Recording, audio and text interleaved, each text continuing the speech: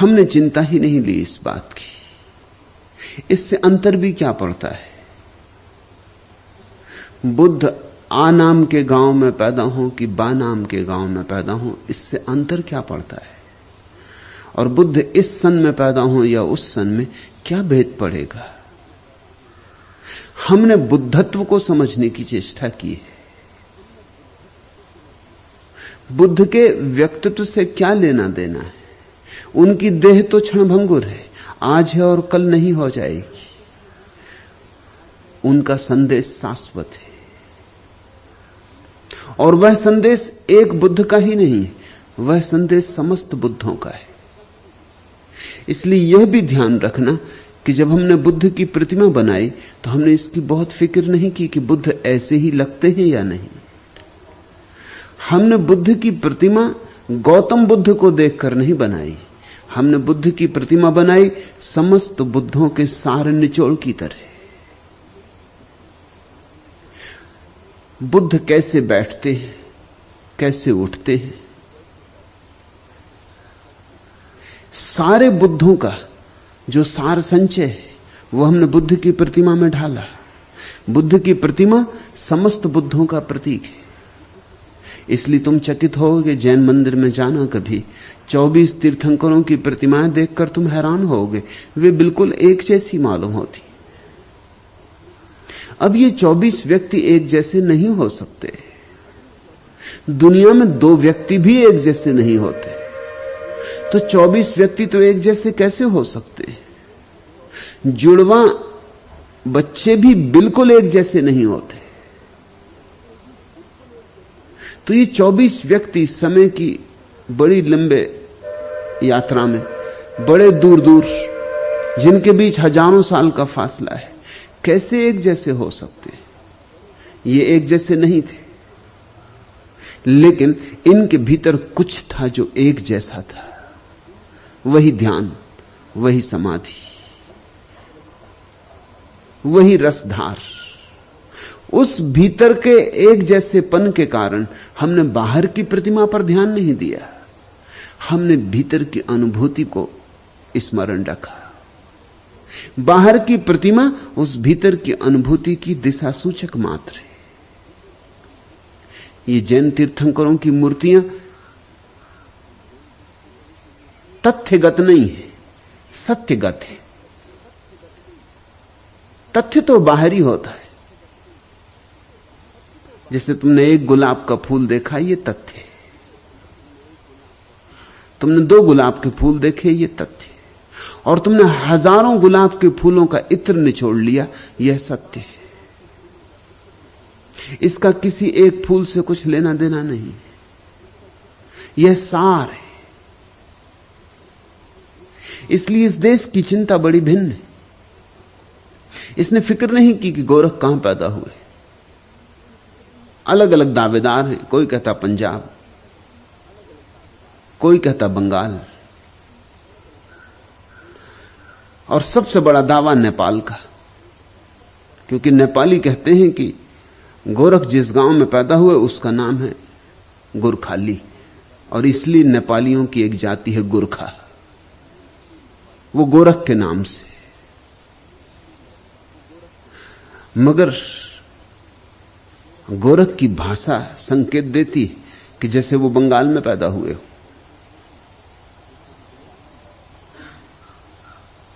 हसीबा खेलीबा करीबा ध्यानम,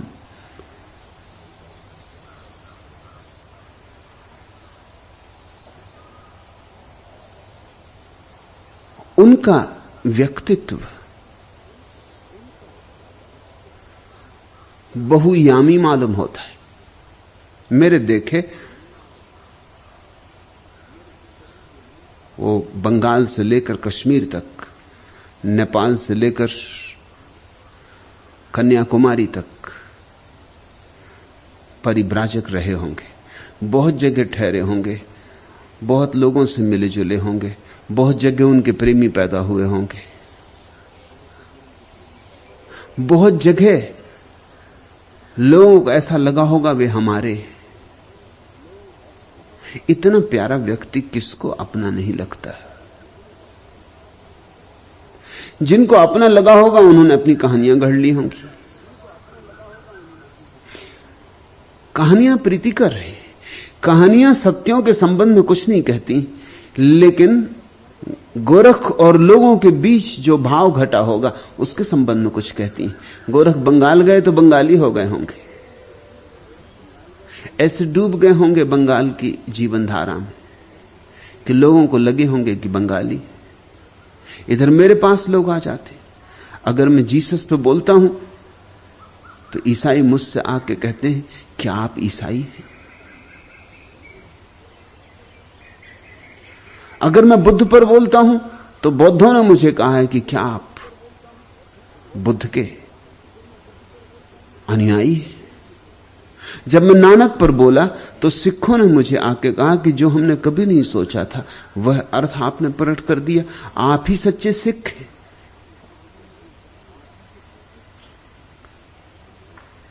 मैं जिस पर बोलता हूं उसके साथ तल्लीन हो जाता हूं, उसे बोलने देता हूं अपने से। तो सिखों को लग सकता है कि सिख हूं और बौद्धों को कि बुद्ध हूं, ईसाइयों को कि ईसाई हूं।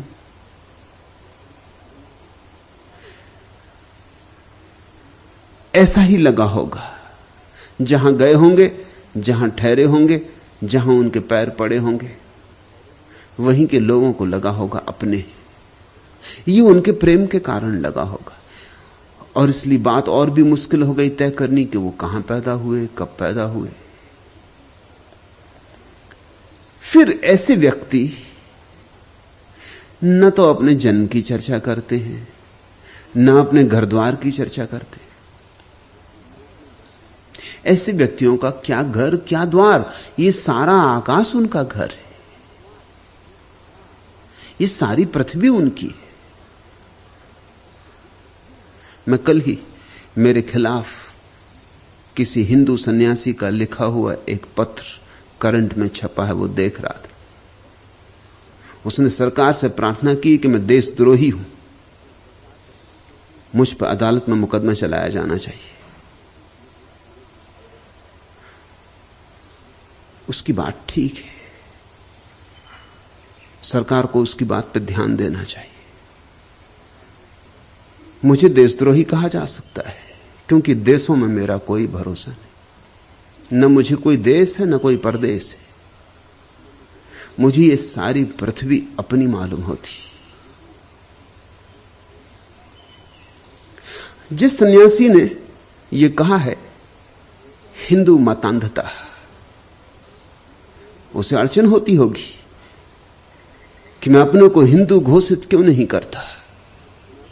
मैं नहीं हूं, मैं किसी सीमा में बंधा नहीं हूं।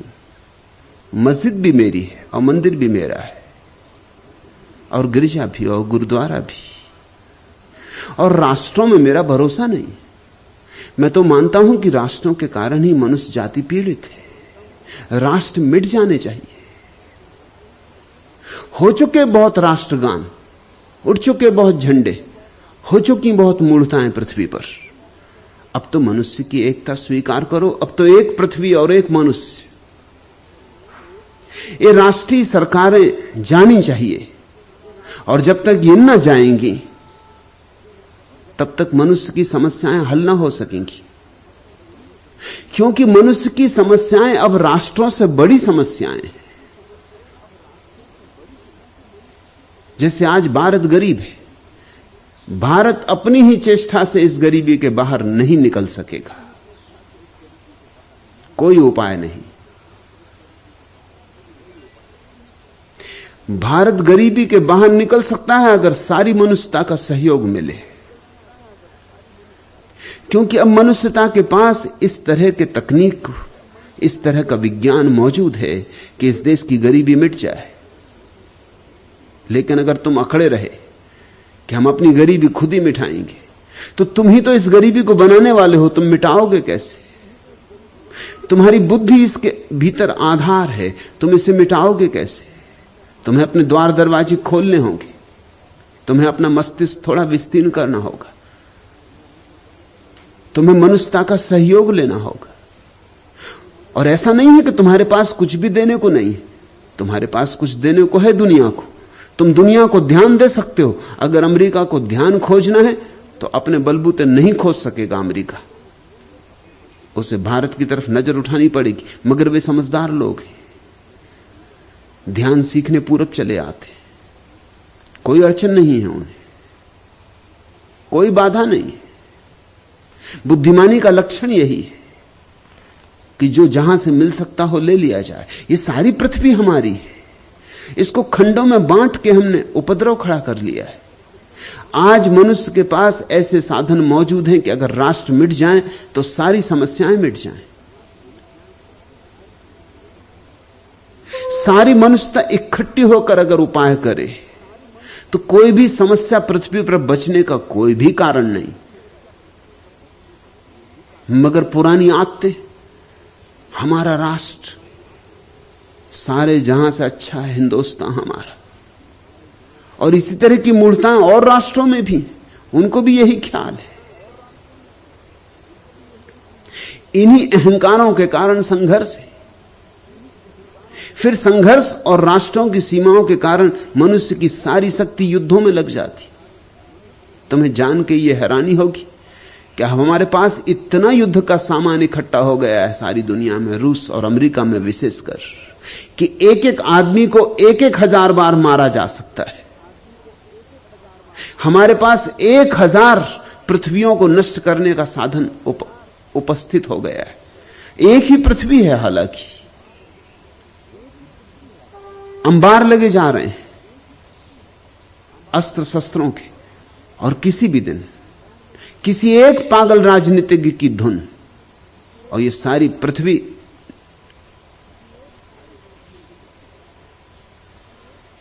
धूल का एक ढेर, राख का एक ढेर रह जाएगी। और राजनीतिज्ञों से पागलपन की अपेक्षा की जा सकती है, और किससे करोगे? एक राजनीतिक के पागल होने से सारी दुनिया में ऐसा भयंकर उत्पात हो जाएगा कि तुम्हें सोचने समझने का मौका भी नहीं मिलेगा। 5-7 मिनट लगेंगे सारी दुनिया को राख हो जाने में, खबर भी नहीं पहुंच पाएगी और मौत आ जाएगी। जहां इतना भयंकर हिंसा का आयोजन हो गया हो, अब पुराने राष्ट्रों की धारणाएं काम नहीं दे सकती। अब खतरा है, इन्हीं राष्ट्रों के कारण ये अस्त्र शस्त्र इकट्ठे हो रहे हैं, अपनी रक्षा करनी, कहीं दूसरा आगे ना बढ़ जाए, उससे हमें आगे रहना है। मनुष्य जाति की 80% क्षमता युद्ध में चली जाती है। यही 80% क्षमता अगर खेतों में लगे, बगीचों में लगे, कारखानों में लगे, ये पृथ्वी स्वर्ग हो जाए। जो सपना तुम्हारे ऋषि महर्षि थे देखते थे आकाश में स्वर्ग का, वह पृथ्वी पर बन सकता है, कोई रुकावट नहीं। लेकिन पुरानी आदतें, ये हमारा देश, वह उनका देश, हमें भी लड़ना है, उन्हें भी लड़ना है। गरीब से गरीब देश भी अणुबम बनाने की चेष्टा में संलग्न है, भूखे मर रहे हैं, मगर अणुबम बनाना है। भारत जैसे देश के पीछे भी वही भाव है गहरे में, भूखे मर जाएं मगर अपनी शान रखनी। मैं तो राष्ट्रों में मानता नहीं। अगर मेरी सुनी जाए तो मैं तो कहूंगा कि भारत को पहला देश होना चाहिए जो राष्ट्रीयता छोड़ दे। यह अच्छा होगा, कृष्ण, बुद्ध, पतंजलि और गोरख का देश राष्ट्रीयता छोड़ दे और कह दे कि हम अंतर्राष्ट्रीय भूमि। भारत को तो संयुक्त राष्ट्र संघ की भूमि बन जानी चाहिए। कह देना चाहिए यह पहला राष्ट्र है जो हम संयुक्त राष्ट्र संघ को सौंपते, संभालो। कोई तो शुरुआत करे, और यह शुरुआत हो जाए तो युद्धों की कोई जरूरत नहीं है। ये युद्ध जारी रहेंगे जब तक सीमाएं रहेंगी, ये सीमाएं जानी चाहिए। तो ठीक ही कहते हो, कह सकते हो मुझे देशद्रोही, इस अर्थों में कि मैं मानव द्रोही नहीं हूं, लेकिन तुम्हारे सब देश प्रेमी मानव द्रोही हैं। देश प्रेम का अर्थ ही होता है मानव द्रोह। देश प्रेम का अर्थ होता है खंडों में बांटो, तुमने देखा ना, जो आदमी प्रदेश को प्रेम करता है वो देश का दुश्मन हो जाता है, और जो जिले को प्रेम करता है वो प्रदेश का भी दुश्मन हो जाता है। मैं दुश्मन नहीं हूं देश का, क्योंकि मेरी धारणा अंतर्राष्ट्रीय है। ये सारी पृथ्वी एक है।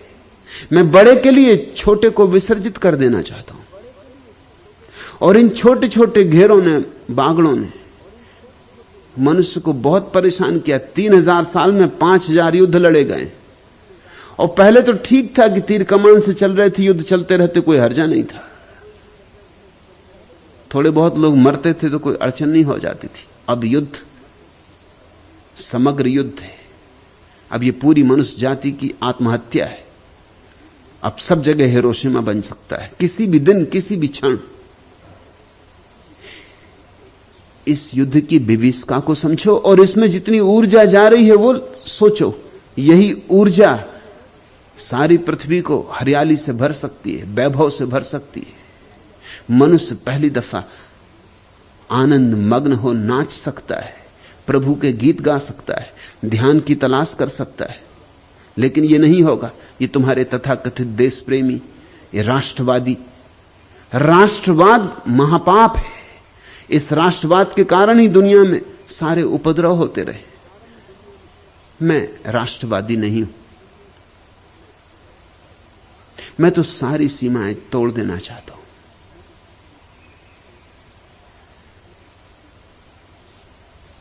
इस पृथ्वी पर जिन लोगों ने भी परमात्मा की छोटी सी झलक पाई है, उनकी कोई सीमाएं नहीं।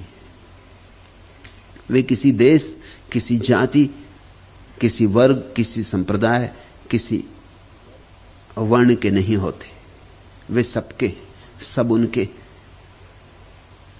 फिर इस तरह के व्यक्ति, गोरख जैसे व्यक्ति, इस बात की चिंता ही नहीं लेते कि कब हम पैदा हुए इसकी बात करें, किस घर में पैदा हुए इसकी बात करें, किस गांव में पैदा हुए इसकी बात करें। ये व्यर्थ की बातें, क्योंकि गोरख जानते हैं ना हम कभी पैदा हुए और ना हम कभी मरेंगे। ये तो देहवादियों की बातें, ये तो जिनका शरीर से मोह और तादात्म्य है, उनकी बातें। गोरख जैसे व्यक्ति तो उसे जान लिए हैं जो न कभी पैदा होता न मरता है, न मर सकता है, न पैदा हो सकता है। अजन्मे को, अनादि को, अनंत को जान लेने के बाद कौन जन्म की बात करे, किसकी बात करनी है। इसलिए इस तरह के लोग बात नहीं करते स्वभावतः। उनके पीछे बहुत सी कथाएं तो छूट जाती, लेकिन सुनिश्चित तथ्य नहीं छूट जाते। और ऐसे लोग इतने विराट हृदय होते हैं कि किन्हीं भी तरह के विशेषणों को अंगीकार नहीं करते,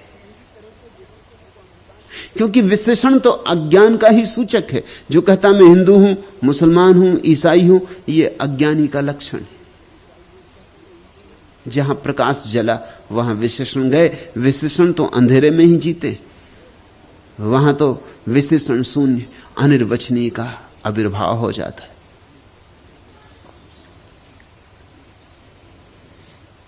इस कारण नहीं कुछ पक्का पता चलता कहां पर, लेकिन कुछ लोग इस खोजबीन में लगे रहते, कुछ लोग अपनी जिंदगी इसी में लगाते।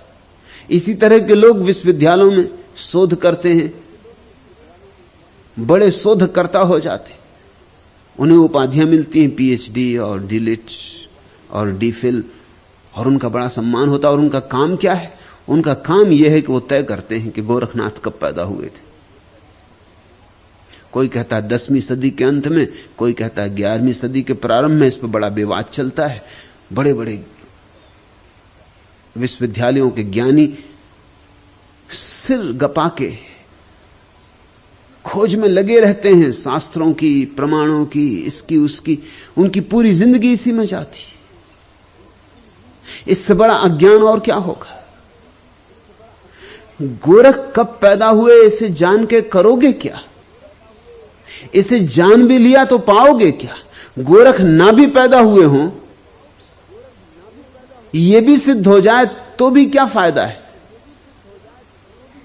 हुए हो न हुए हो अर्थहीन है। गोरख ने क्या जिया उसका स्वाद